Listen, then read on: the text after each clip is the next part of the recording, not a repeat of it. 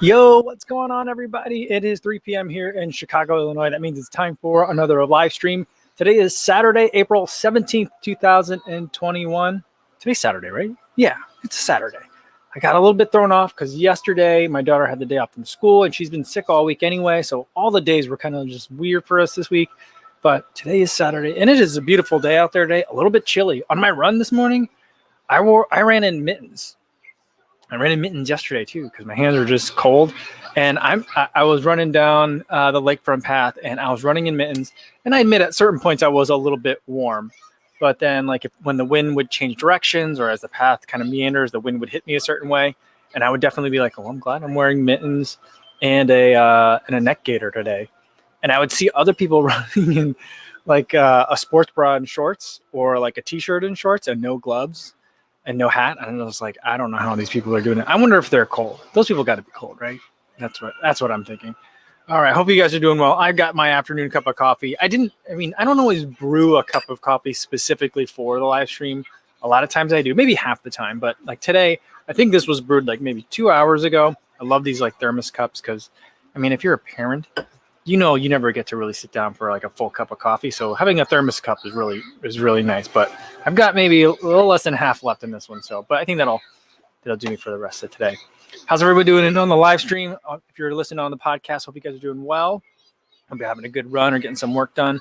And if you guys are watching on YouTube after the fact, feel free to interact in the chat down, in the comments down below. The chat's not available anymore for you guys, but in the comments down below, I'd love to hear what you guys are thinking as well. All right. Let's see who we have here. We got David Prabhu's here saying happy Saturday. What's going on, David? Good to see you. Chris Yao is feeling sleepy. He says afternoon nap might claim another victim. That's what the weekends are great for, isn't it?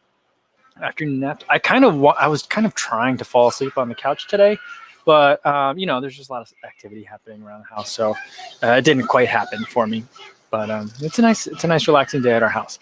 The kids are watching TV over there, and they don't want to open the windows because like our windows are caked with like little bugs. I think because it got hot and then cold real fast. There's just bugs all over the outside, like on the screen. So like no one wants to open the windows. So we got air. It's 50 degrees outside. We got air conditioning. The TV's super loud. There's a fan going on over here. So lots of noise today. But maybe that's why it's not so good napping weather in our house. But it's a good nap day, I feel like today. Leona says happy Saturday, everyone. And Mike, glad to see that you're almost 100%. Yeah, I felt I had a long run today, a little bit of a workout, a long run with some moderate pace miles in there, and I was able to get them done. It was an effort. I'm very tired. It's a hard workout anyway, but, I felt like I was working today. So legs are up to it, I think. But I'm still just kind of like, it just feels like, with the miles that I put in so far today, I'm at like 43 miles for the week. So that's not like a ton for me, but I just feel like those 2 days off, I might as well have run like a dozen miles each of those days. I think that's kind of like my respiratory system is feeling. So it just feels like a much heavier mileage week. And Frank says, speaking of that, says currently in the waiting tank after getting the first dose of Pfizer. All right. Well, I think by now you should be, I think you got a little bit more time before you got to get out of there, but good job, Frank. Glad to hear that you're getting your dose today. Chris Dyke says, happy Saturday, all. First run in the Invincibles coming up later this afternoon. A steezy long run. Nice. Steady, easy. Love it. JC says, hello. Saturday rest day. No early run. And that was nice. Wow. Awesome. Very cool. All right. Martha's here. She says, hi, friends. What's going on, Martha? How are you? And Charles Ventura says, hey, y'all. It's been a while since I've joined the live stream, but doing a bit of spring cleaning, so going to have it on in the background. Yeah. That's a lot of what's going on in our house today. But there's always balance in the universe, right? So my wife is doing some spring cleaning in some of the other rooms, and my children have decided to make a blanket fort out here. So like all the chairs and like a table, it's just covered over here. Like it's an obstacle course just to get over to like the dining room area. So like there's a lot of mess and a lot of cleaning up happening all at the same time. But that's what spring cleaning kind of is, right? You got to make a mess first before you could really clean up all that stuff. Inez Dunbar's here. What's going on, Inez? Good to see you again. And Brian Foreign says, hey, happy all. Hey, all. Happy Saturday. Great video earlier. Thanks. And the Beacon 3 got the W. Yeah. It's funny that, like, I was thinking, like, the Beacon 3 went from being like, oh, my goodness, this shoe is such a secret. Man, everyone should get this shoe. And the Beacon 2 was like, yes, they didn't mess it up. And then the Beacon 3 was like, oh, another Beacon? Okay. So I just feel like it's like getting overlooked. I don't think there's anything wrong with it. They've been making very minor changes to it, but I just think it says a lot for like a lot's happened in the last 3 years in terms of shoes, and a lot of other New Balance shoes have gotten to be like gotten some major changes. I mean, since the Beacon came out, we've got the 1080 version 10 came out. Then there was like the Fuel Cell TC, the Fuel Cell RC, the Rebel, Propel, like so many shoes that didn't exist when the first Beacon came out. It's almost to the point where it's like, where does that fit? I'm not, I mean, I still think there's definitely a place for it, but, I don't know. A lot of places where I might use the Beacon, I know they're very different shoes, but if I'm looking at New Balance, I might use the Fuel Cell TC instead, unless I'm on the track, because that's where it could be different. But, I mean, is there still like a market or a demand left for that kind of shoe? A shoe that's like either a good treadmill shoe, a good track day shoe, like the Kinvara. The Kinvara, people used to go nuts over that shoe, right? But then now people are like, oh yeah, that. Look out, get out of the way, Kinvara. Tell me about this endorphin speed that's coming. So people are excited about very different things now. And it makes me think like, we keep seeing Nike like not getting rid, but like, they took a break from the Zoom Fly, a pause on the Zoom Fly last year. Maybe we'll get a turbo back, but it's like, we're not seeing shoes that have existed. There's still, of course, the Pegasus, but like the Zoom Elite's gone. Structure, I guess, is back after a break. The Vomero will be back, at least for the US, after a year off. So I don't know. I don't know if people are like, maybe we're only going to see like a shoe for 3 or 4 versions before it gets kind of dropped at this point. I don't know. Stevie76 is here. What's going on, Stevie? Nico De Simone says, ciao from Italy. What's going on, Nico? Lee Joyce Chuck says, hi, everyone. Philip Bourne says, hi. Recycle on Wednesday says, oh, sorry your daughter's been sick. Hope she's feeling better. Today has been much better. So like she really rounded the corner. When she woke up, it didn't sound great. But then like that blanket fort that they made, I think it's really hot in there and very humid. And that seems to be really good for her. And so like this entire morning, her and the baby were in there for like a couple hours. Which I'm like, the baby's definitely going to be sick now. Because we basically like incubated her inside a very small enclosed area with the sick child. But since then, like my daughter's been feeling great. And that's the first time I could say that since basically like Monday. So fingers crossed that like touch wood, that things are on the mend now. All right. What else we got here? Terry Furlong says, good evening. Hey, Terry. Runner Dre says, hi all. Mile Ivanov is here. Says, hi, everyone. What's going on, Mile? I think I'm saying that name right. Hopefully I'm saying it right. Let me know if I'm not. Rajiv Das says, how are you, bro? What's going on, Rajiv? Good to see you again. Ted and Ruth says, hey, y'all. Awesome. And Martha says about those half-naked people I see out there. She says, those half-naked people are cold, Mike. They're just being martyrs. Oh, man. She says, I have to type this before Remy shows up. That's funny. I mean, that's what I think. They must be like Remy, where they're like, I'm going to go out there in shorts anyway. But the one woman that I did see out there, I was like, I think she looks cold. But but I saw like the entire range of clothing out there. I think I was on the the most bundled up. I think I was the only one wearing mittens. But yesterday I think I was the only one wearing mittens and a winter hat. So that was me yesterday. But that winter hat was probably a little bit too much. So today I went with a regular hat, and that felt like that was fine. But yeah, I think some of those people gotta have been like, oh man, what happened last week when I was out here? I ran in this same thing and I was fine. That's what I'm hoping. Not hoping, but I mean, some people are just good in the cold. Carlos says he ran in long sleeves in the morning in Houston. Yeah, see, I don't think there's anything wrong with it. I mean, I ran in long sleeves, mittens. I had a pack on because I wanted to carry some water today, and long tights. So I was dressed for like a transitional season kind of thing. All right. Carlos Rivera says, anyone having issues with Garmin Connect? My watch won't ask if I want to run a workout. I've scheduled the app like it normally does. Interesting. I'll have to keep an eye out for that. I haven't seen anything like that. Stevie, what is this? What am I looking at here? What is this emoji? Anyone know what that emoji is? Is that a caterpillar? I think it's a caterpillar. Oh, because I said bugs. I see. There you go. Bargione. I think that's how you say that. Says, do you incorporate fasted runs in your training? I inadvertently do. A lot of times I run in the mornings, and a lot of times I forget to eat before I go out for a run. So a lot of time my only like food on board will be coffee. And so I'll have that and I'll go for like an easy run. Usually if it's a workout, I will like make sure I eat something, and if I don't remember to like really eat while I'm doing like my warm-up routine, I will eat like a granola bar of some sort. So I'll have something, really small that breaks down fast to eat. But for a lot of my easy runs, they do end up being fasted. But I have not really studied fasted running all that much. And frankly, I don't think I'm eating a regular enough or the specific kind of diet that would take advantage of fasted running. Now, I was listening to a podcast. Was it the Marathon Running Podcast? I forget which one it was. But someone was talking about periodized nutrition. But part of what they were talking about is, having a much higher protein content in the diet. So I was kind of interested in that, like in terms of what they were saying. But I've read a little bit on very high fat diets or very high protein diets, kind of in relation to endurance sports. I haven't really read that much about fasted training, but my understanding is that it's kind of like altitude.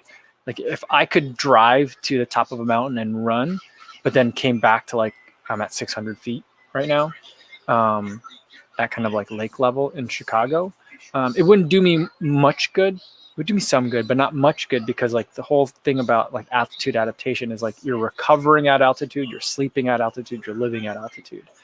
I feel like, and I could be way off on this, but my understanding is getting that benefit of being able to more readily utilize fat as an energy source during your runs, which I believe is the main goal of fasted running, is you have to change the diet as well. And it's one area where I've been a little bit lazy in terms of attempting to modulate to improve performance. And I feel like I'm leaving a lot on the table in terms of performance, but that's an area that's a little bit tougher for us at our house to kind of adjust, because we just got a lot of different dietary needs in the house, and sometimes they shift and change, and it gets a little complicated when you're cooking for a family rather than just for oneself. So it's not something that I really try to do, but it ends up happening. Yana's here, says, hey everyone. What's going on, Yana? How are you? Carrie Smith is here. CJ says, yo, what's going on? Awesome. Ziv said, what's your best advice after injuries? I would say the best advice I can have is make sure that by the time you're healed, that you know exactly how you got to that point of injury, so you can prevent it from ever happening again. So that's the best thing. And also you want to take it slow. Don't rush back into it. There's lots of things, but the main thing I would say is make sure it doesn't happen again and figure out how you can prevent it. Mark says, hello from Long Island. What's going on, Mark? You okay with the J&J shot? Yeah, I'd say, I guess now I took it Monday. So Tuesday, Wednesday, Thursday, Friday, Saturday. So I'm 5 days post, almost exactly 5 days post shot now. And for my morning run, so I guess a little bit more than 4.5 days out, I'm still feeling just some lingering fatigue. My body, I feel like an average person would feel 100%. Probably would have felt 100% yesterday. But I like to think that I'm a little bit more in tune with exactly how my body's feeling. And I'm just feeling like my body senses that something very rigorous just happened. So it kind of feels like I'm almost in a recovery week after a race. That's kind of how I'm feeling, except my legs aren't tired. If that makes sense. I think that's probably the best way that I can describe it. So I still can sense that something's off, but I only sense it when I'm in the middle of a long run, so, or I'm in the middle of like a workout, that's kind of like the only time I really can sense it. All right, Ben White says, hey everyone, doing a short run, some gardening, and a failed attempt at pumping some air into the bike. I hope you get that sorted out. All right, guys. I'm gonna fast forward. I'll do this question, and then I gotta fast forward because I'm like 20 minutes or 10 minutes behind you guys in the chat. Freddie Rydberg Antonov says, is it realistic going from a 24-minute 5K to 20-minute by the end of the year? I mean, I don't think that's impossible to do, but I think a lot of that'll depend on how hard did you work to get to 24. So are you like running regularly now and you haven't really tried to do a 5K before, but you went out, maybe you did a park run type of thing, or maybe you just did a solo time trial. And now like you're like, oh, and it ended up being about 24 minutes and you'd like to get under 20. If that's kind of the case where you haven't really tried to train for it and you're at 24, then I think that especially if you focus specifically on consistency, a lot more mileage, and the work that you would need to get under 20 minutes, I think it's doable in a year. But like if you've been really training very hard already to get to 24, then getting another 4 minutes may be a little bit more difficult. So I think it's kind of like, where are you coming from to get to where you want to go? All right. Let's see. I like this question too. So maybe I'll keep staying behind you guys in terms of the chat. CJ says, if we run at the same pace, but with different effort levels, would I require more water and energy gels if my effort was higher? Yes. So because you're just burning through more faster. And so like it might not, depending on the pace, it might not necessarily be a matter of like needing more water or energy gels, but you may be depleting what's irreplaceable, like those glycogen stores. So you might hit the wall if you've been running at threshold pace and I've been running at marathon pace. By the time we're at like the halfway point, or it's now 15, 16, it won't matter how many gels and water you take if you completely deplete your sugar reserves. So that's like another way to think of it too. So it's not just a matter of like, well, if I'm running at like 80% of max, then I got to bring this many gels and eat them at, every 17 minutes versus every 20 minutes if I run at this pace. It's not quite like that.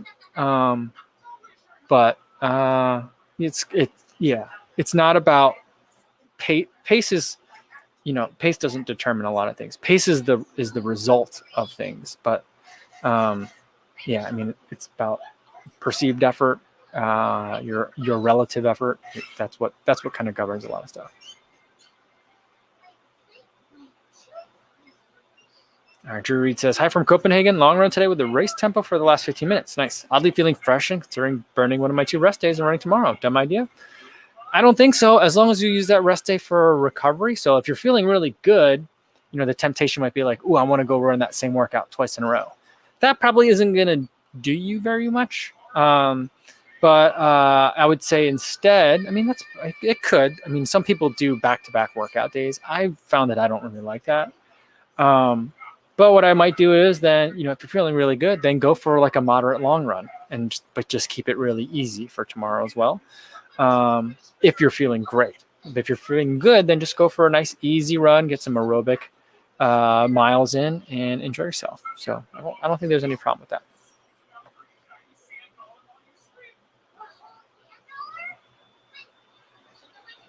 Run Tommy says, with New Balance and Hoka, do you think they're just falling behind on foams? I don't think so. I mean, New Balance is the Fuel Cell, the RC Elite 2. I'm pretty excited about that shoe. I'm also very excited about the Rebel 2. So I think that I'm not concerned about them at all in that regard. Hoka, I mean, they're sticking with the EVA and their EVA blends, whether it's Pro Fly or their regular EVA. But I mean, they're doing a lot of great things with them. I think that kind of like the Beacon, the Rincon kind of was like, all right, we won't mess it up, guys, we promise. And then they didn't change much on it, and everyone was like, boring, right? Kind of like with the Epic React. And now we're like, bring back the Epic React, or at least I am. I think I'm the only one that wants the Epic React come back, but I really want that one back. So I don't think so. I think that there is a temptation to chase after the new and flashy, right? And I try to remember that, but as someone that looks at a lot of shoes, like things that are new and flashy kind of pique my interest a little bit more. After all, we're all goldfish. We just like things that are glittery and that can grab our attention. So I'm not worried about Hoka at all. And in fact, right now, I think this year's a little bit weird because the spring is taking a little bit of time to kind of get started after some early warm days. So I haven't been seeing like quite as many people out, and I'm not doing my run commuting. And in the afternoons, I would see a lot more people running along the lakefront. But it's usually been kind of like my guide for like what's popular with runners, especially runners runners that are younger than me, and also runners that may not be more as like kind of like serious. It's not the right word, but like people that aren't running 7 days a week. And so like I was expecting that, by this time I would see like the Nike Invincible on everybody's feet. Because I remember this time last year, I saw the Infinity Run on pretty much everyone's feet. But I haven't really seen that many Invincible runs yet. What I am seeing so many of are a variety of Brooks, and I have a hard time kind of picking out which Brooks are which, unless it's the ones that I like the Hyperion Tempo or the Hyperion Elite. And I see a ton of Hokas. A lot of Cliftons, mostly Cliftons that are out there, but I'm seeing a lot of Rincons too. And I'm seeing people with Hokas that are very, very worn down. Like, if you've ever seen a very worn down Clifton, it looks like someone's running with like a children's toy iron, like ironing your clothes. Like it just looks like that. Like the way that the outsole like wears down, it gets very sharp and very flat. And it's just so peculiar to watch. And I see so many people with them on. So like I'm not worried. I'm not worried at all. So, Chris Moak says, it's so awesome that we're all here for this. Happy running, y'all. Awesome, Chris. Glad to have you here.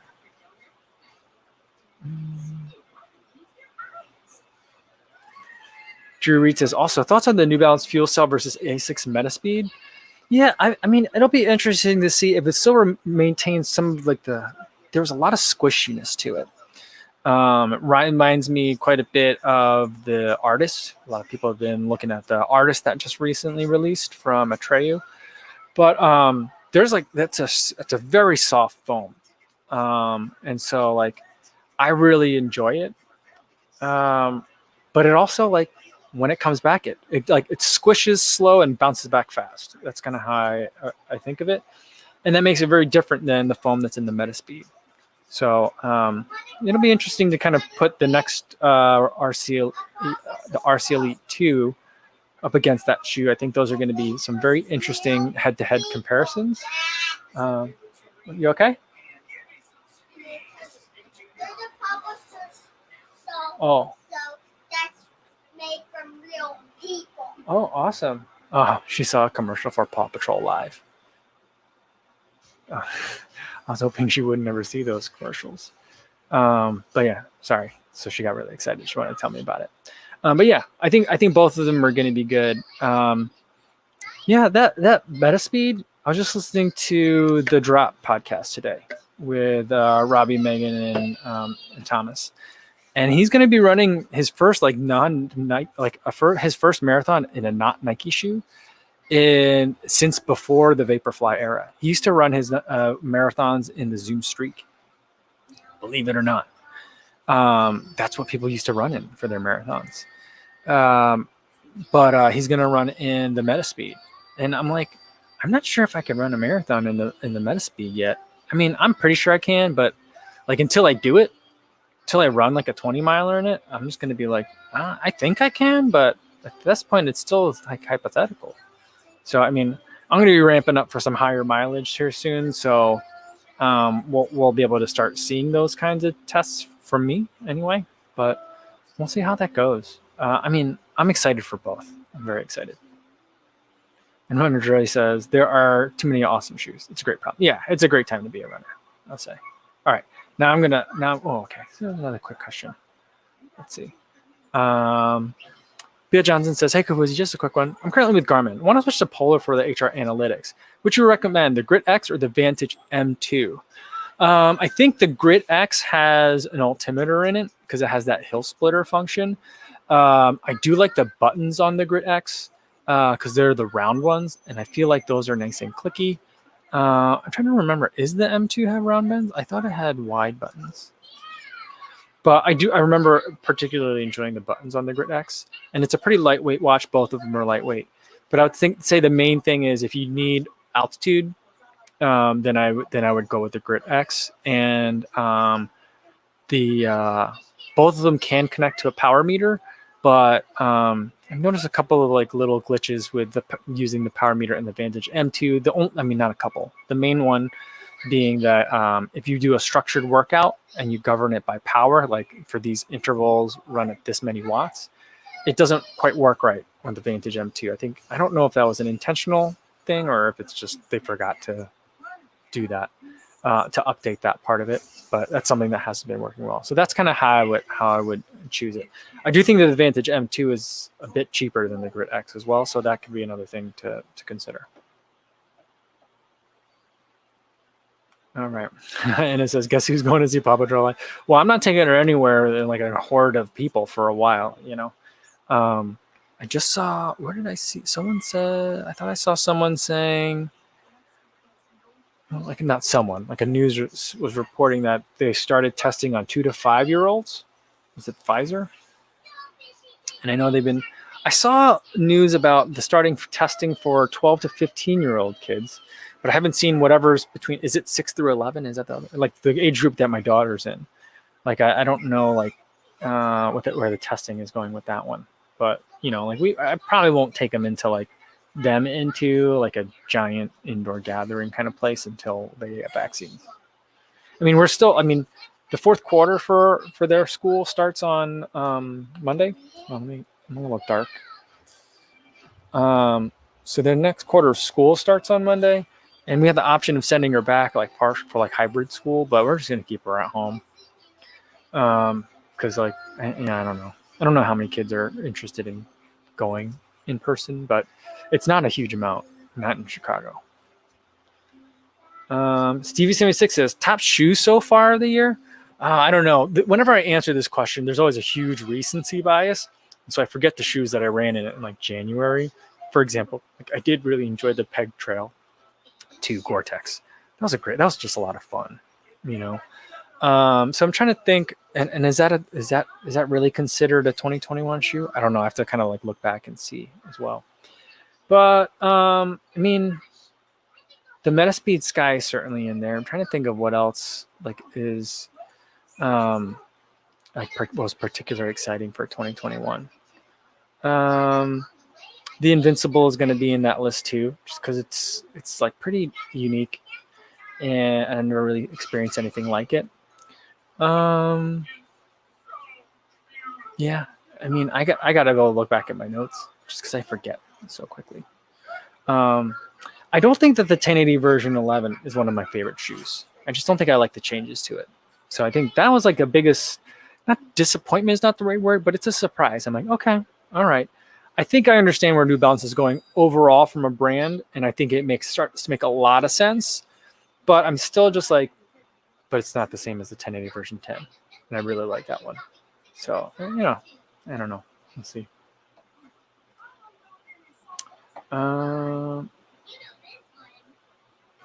Hey, Brendan's here. What's going on, Brendan? How are you? Awesome. And Mohammed bin Khaled says, thoughts on the Legend React? I never ran in the Legend React, but I really like the Odyssey React. So it was like Epic React, Odyssey React, Legend React. I ran in the Odyssey React, and I honestly felt like that shoe was, at the time when it came out, the Odyssey React 2 with Flyknit. Because the first one did not have Flyknit in it.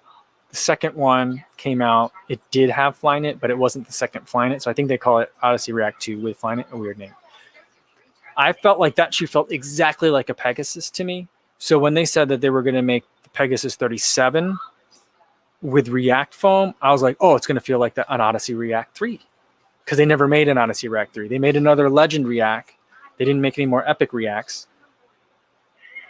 But I was like, ooh, but I'll get the Pegasus 37, and it's going to be like the Odyssey React that I love, but hopefully it'll fit correctly. That shoe, the sizing was a little bit off, but I really did like the Pegasus 37 a lot, but it wasn't everything I thought it could be. And I haven't run in the Legend React, so maybe it would be a lot like the Odyssey React, but some of the things that I've seen out there were like, it wasn't quite the same. So I've not tried it.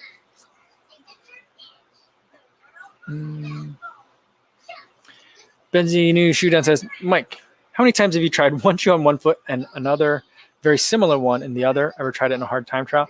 I've never tried doing that before. I've seen people try to do that and like run that way. And, it happens in like one video and then you never see it again. And I think there's a reason for that. I just don't think it works. I think that it's either two things happen. One, your brain doesn't like it. And so your brain kind of like muddles the experience on each foot to make them feel the same. Or what ends up happening is you have such a hard time differentiating really what's going on because there's probably a lot of information hitting your brain at the same time that it just becomes hard to like distinguish what's happening. So I think I've seen people try to do it, but I've never seen people try to do it twice is kind of like the thing I could say about that. Secretly says, I think with the 10A version 10 and V11, our views are completely the opposite. Awesome. I love it when that happens. I can't wait to get rid of the V10 and do my first in the version 11 and love the changes. Yeah, I mean, I think it depends on like what you want out of it, right? And so what I want out of the 1080 is I want max everything. I want like Bondi, but with a knit upper and fresh Foamex, right? Like the Bondi feels like an old school shoe in almost every sense of the word. Like the fact that they make a Bondi leather is somewhat confusing to me because I feel like that upper's not already leather. Like it just feels that old school of a shoe that it might have like regular just leather in the upper.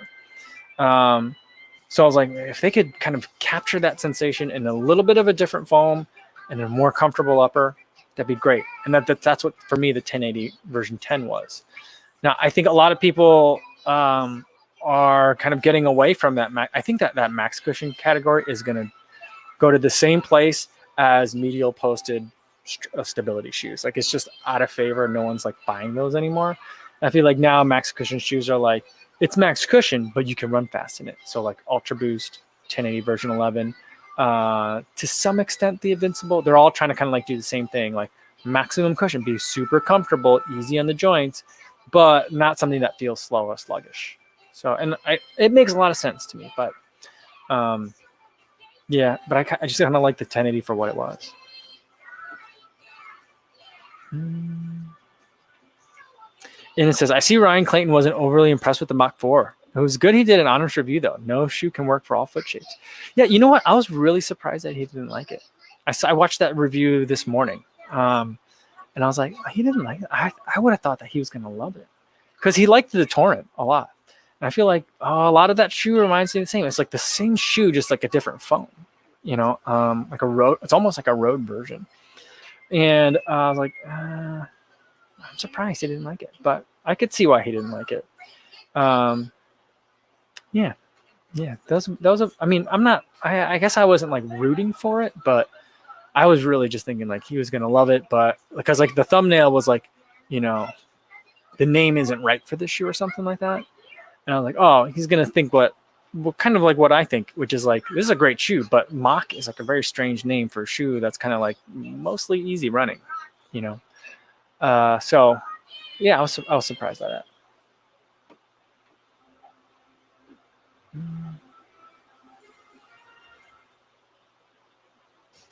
Let's see. Are you moving into the bedroom though? Let's see. Luis Becerra says, just want to say hi, everyone. I'm busy helping my mother-in-law with some plumbing issues. See you tomorrow. Awesome. Good. Well, I mean, that's not awesome, but I'm glad that she has you to help. So hopefully that all goes well. Luis, way to help out. Way to help out.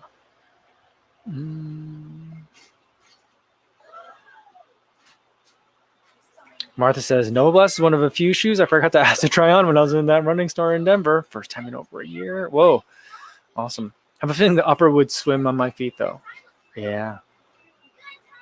It was a big upper. I just felt like they were like put more on it, make it more complicated, you know.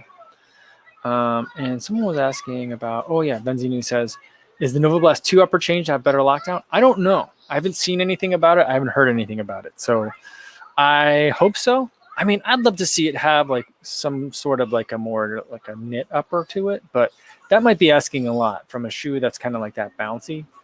So, and that squishy with where a lot of people have can have potential to like slide around in it. So I could see it maintaining kind of like a more stiff upper. I just hope it fits a little bit better.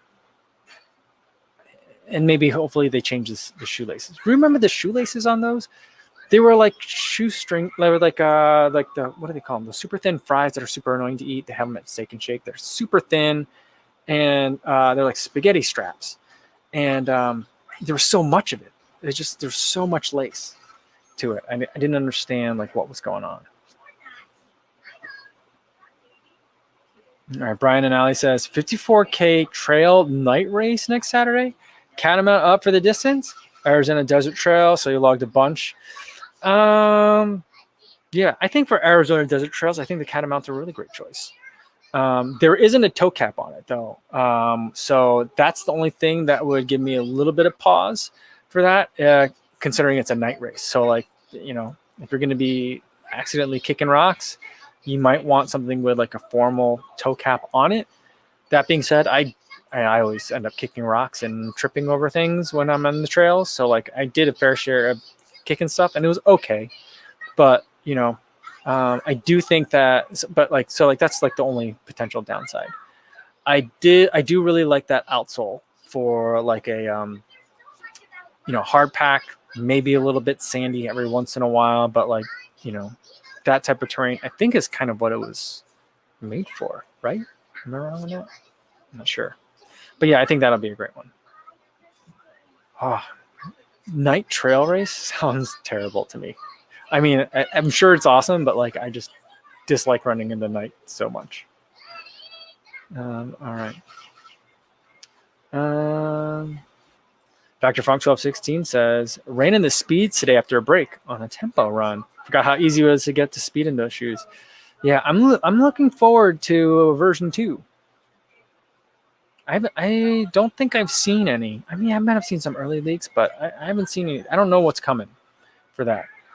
I just hope they make it prettier. You know, but I have a feeling they're going to make it very Saucony, which sometimes Saucony designs aren't my favorite. You know, and I was listening. By the way, speaking of Saucony, I mentioned I was listening to the Drop podcast. I was listening to the interview with Noah Droddy, and what is Saucony doing? I don't understand. I mean, maybe they're going for they're trying to capture a different audience or something, but I don't know. I feel like that younger audience would appreciate Droddy. But I mean, yeah, I don't know. It's some peculiar decisions they're making in terms of like trying to retain talent that they have. You know, I mean, Noah Droddy, I didn't listen to the whole thing, so like maybe there's more to it, but he made it sound like he didn't disagree, because Thomas was like suggesting, I felt like, that Saucony is really trying to get all their athletes to all move to like the same places and train together, kind of like an NAZ Elite thing. And you know, like, is that worth it? Is it worth it to have that, but you have to drop the two best performing athletes that you have right now? So I don't know. I thought it was just a really strange decision that they're making. Alex Gonzalez says, I'm afraid I might have similar correlation with Saucony and the runner's knee. Any recommendations for a shoe similar to the Saucony brand, like the Endorphin Speed and the Ride? I'd say with the Ride, the closest thing I would think of is probably the Clifton. So I would look at that. And then for the Endorphin Speed, I mean, you could definitely look at the Hyperion Tempo. Like, I think the DNA Flash midsole foam is really nice. The Ride is very different, but like I feel like the use cases are pretty similar. So you could definitely switch those two out. If you want to stay with Hoka, you could go to the Rincon, in any place that you would use the endorphin speed. I think the endorphin speed has a lot more kind of durability than the Rincon does, but those are ones that I think that you can probably take a look at. Now, I didn't really have problems with the endorphin speed. The ride, I'm not sure if it gave me problems, but the endorphin speed, I don't think it did. So that what might be one that you can hold on to. All right. Well, I think we saw a PB in here. Where'd it go? From Oren. Here we go. Oren said, I did a 5,000 meter. He was on the track. That's right. 5,000 meter time trial this morning. Got 19:16, which I was happy with overall. With considering I was alone, not tapered, and only doing one workout a week. And there was an old man walking lane 1. Well, great job, Oren, and congratulations on not losing count on your laps. I know we talked about that a little bit yesterday, right? So great work, really great work, and having to run around that guy in lane 1. I'm glad to know that that is like an international, not problem, but that's something that happens everywhere in the world. Benzinu says, Mike, I read Ben Johnson's quick comparison of the Artist versus the Adios Pro. Have you received the Artist? I have like a prototype version of it. And my understanding is mine doesn't have like, his has like etching on the sides of it. Mine doesn't have that, but my understanding is I have like what's the same, almost the exact same as the final version. The final version has a carbon plate that is a millimeter. I have like a 1 millimeter plate or something like that, and the final was a 2 millimeter plate. So there's a little bit more carbon in the final version than what I have, but I have the a prototype version of it. And Dan Rodriguez says, how do you like the Invincible X for your mapping pace? It's perfect. It's really great for it. Yeah, it's very good for it. Julio Rivera says, ran 10 miles, raced. Oh, ran the 10-mile race today at the lakefront with my Alpha Fly, and I got my question about the shoes. 62 minutes, great race overall. Woo! That is blazing fast. Nice. I saw that Kara had a race today. Chicago Air Runners Association had a 10. Was it a 10 mile? That's what I thought it was. I saw it getting set up, and then over by the track they had like cones, so many cones, because I'm guessing it was like a staggered start, and like, you know, the cones were like where the runners can be and all that. So I was worried that for my run, that like at the end of it, I was going to accidentally be like in a group of people racing. And I was like, that's the last thing I want. But I think I was done with my run before like the race even started. So I didn't run in. I don't think I encountered any racers. I think I might have seen some people going to the race, but I don't think I encountered any actual people racing. Because the way a lot of these races along the lakefront in Chicago go is, if they can't close down any streets, which a lot of them don't, they will run along the lakefront. But the city of Chicago never lets you like have the lakefront trail. You get to like be on there, but you got to kind of share a little bit. So there's been times where I'm like, oh, I'm in a race right now. There's a lot of 5Ks and stuff that happen like very close to where I live, and so I frequently end up in like people's 5K fun runs. And then there was a time, I frequently end up accidentally as part of like the rock and roll half marathon in Chicago, just because like down by it goes on the lakefront a little bit too, and I end up accidentally in that. But wow, 62 minutes, that's fast. That's really fast. Great job, Julio.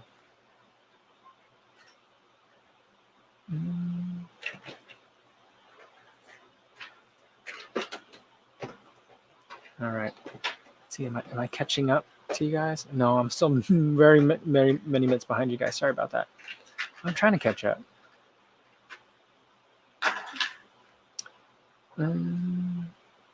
Terry Furlong says, is every other country except the UK holding in-person races? I really miss them. I think a lot of places are having them. You know, I still feel like it's really early for us to be having them in Chicago. But, you know, there's lots of people that think that it can be done safely, and it's outside, and it seems to be relatively well spaced out. So like, you know, I haven't actually watched one in person to see like how bunched up people actually get, like, you know, halfway through the race or so. So I can't comment on that. And there's a lot of people that have been vaccinated in Chicago too. So, you know, go after it, you know, go get it. But Yeah, I mean, in the UK did races for a long time. I felt like, because I was watching, was it This Messy Happy? He was doing a whole bunch of races. Ben Parks did a whole bunch of races. So like, I feel like the UK was like at the forefront of doing like COVID era like running races. I feel like a lot of people look to what people were doing in the UK for races. So I mean, I think it all kind of is ebbs and flows, right, Terry? So hopefully you guys will get back up to it soon. Dami says, would you ever use carbon plated shoes for daily running? There's usually a debate online to only use it for speed and distance days, but some use it all the time. Yeah, I mean, I don't have a problem with it. Here's how I would think of it. Like, one way to look at it is you don't want to do it because those are your expensive shoes and they're not intended to be used every day. They're intended for race performance. Like, you wouldn't take like a race car to go get groceries because it's not great at getting groceries. There's not a lot of trunk space, and the ride's really rough, right? And you're wearing out your race components by like idling at traffic lights and doing other stuff that's not related to racing, right? So there's kind of like that concept to it. But the way I look at it is like, I remember it wasn't that long ago where people were like, you know what? I know they don't last super long, but I love running. People would say, I love running in my Vaporfly 4% because I can run in them every day and my knees feel great. Right. So like, if that's the case, like, I don't care, like, it's your feet, your money, go do it. So I don't think that there's a huge problem with it. And, to the extent that people are like, we're going to start seeing it now. We're going to start seeing it now that these carbon plate shoes are everywhere. We're going to see it. Like, a lot of the PTs are getting very concerned about it. And I understand I understand the concern. I don't think it's unreasonable, but I also think we have to remember that carbon plated shoes have been around for a long time at this point. Almost half a decade at this point, at least from a mass adoption perspective in distance running shoes where people have been running in them regularly. So like, if we were going to see like another, like the hammer drop on it, we would have seen it 3 years ago, I think 4 years ago, so I don't think that the data is going to play out that way. And the other way that I look at this debate is like, what if carbon were cheaper than foam? Would we still be pissed off about it? I think people are pissed. I think these are all very fancy, elaborate ways for people to tell other people, you don't get to do this fancy stuff. I think that's what drives a lot of these conversations. I don't think it's the same. I don't think people really care if people at the back of the pack are going to get, more plantar fasciitis. Most of the people that are concerned about it, I think there's just very fancy ways of people saying like, I'm a real runner, you guys aren't, so you shouldn't get to use these. Don't use them every day. That's silly. That's kind of what I feel whenever I hear a lot of these conversations. So flip it around. Would we be as concerned about how often people are using carbon fiber plates if carbon fiber plates were cheaper than foam? Right. So if it was like only cheap shoes had carbon fiber in them, like that's some sort of weird world where, petroleum-based products are like super expensive, and so you put as little foam in it as you can, and you try to make the carbon fiber plate do all the work.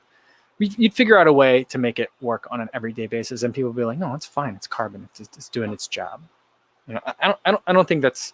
I'm not that concerned about it. And we're seeing shoes like the DV8 Nitro, where you can use the carbon, and it's supposed to be used as kind of like your long run shoe, maybe your workout shoe, maybe your marathon shoe, but kind of as a daily trainer. And we're going to see that in the Magic Speed, where it's a shoe that, it can be used for racing, but it's something that you're supposed to probably use a couple of times per week. Right. And so like, I think that we're going to see a lot more of it, and I don't anticipate that we're going to see a sudden like influx of people getting hurt. If we do, and they happen to be running carbon plated shoes, I think we've got to always bring it back to kind of what's baseline though as well. Because baseline, if we look at like the Nike, like the Zoom X Invincible, when they're saying like, like was it Project Fearless, where you're going to be able to run without injury, whatever they're calling that. When they did the study, they did however many couple hundred runners. Their baseline shoe that they compared against was the Zoom Structure. And there, like 30% of people got injured at some point in the study period running in the Zoom structure. And in the Invincible run, it was 15% of people still got hurt. So even in the shoe designed to avoid or eliminate the risk of injury, 15% of people still got hurt, according to the definition of the study, which was like you had to take more than 3 days off from your normally scheduled running, whatever that was. So I feel like, you know, I don't know. I don't think that there's going to be data to support it.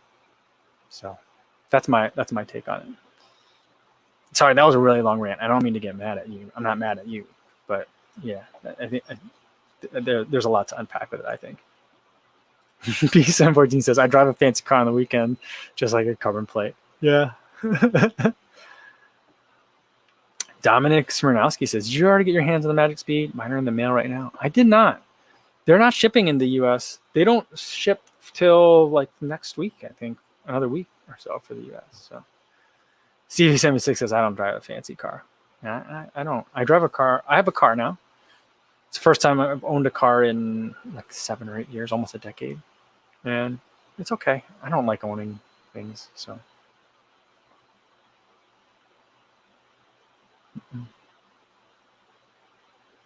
Yeah, that Nike study, quote unquote, sounds like BS. They didn't compare to owners using Adidas Boston, you know, for example, or Brooks Launch type shoes. That's true. That's true.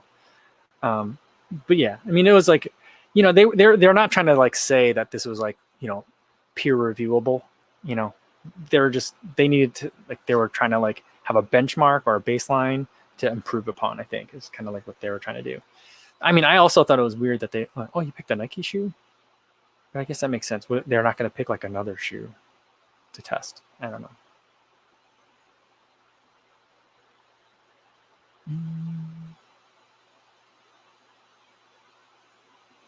Martha says, for live races, Colorado runners putting on live 5Ks safely, like the one I did last week in Denver, but everything I was looking at for San Diego has been canceled.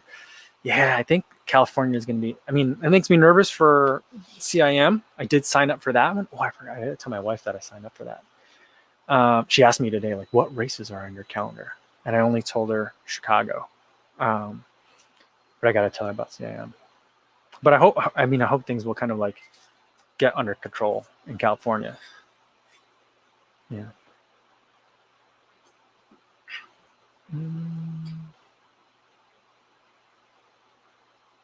Security says Australia seems to be back to normal for racing and park runs, just no races with overseas participants. Well, that makes sense. Yeah, that's cool. That's really, I mean, that's going to be weird. Like the next time I see like, you know, a world major marathon where it's like, you know, the gun goes off and it's just that flood of people. Like the next time I get to see that, it's going to be really strange, I think. And it'll be weird because I think that, you know, there's not going to be just alpha flies or next percents on people's feet, you know, on those races too. So.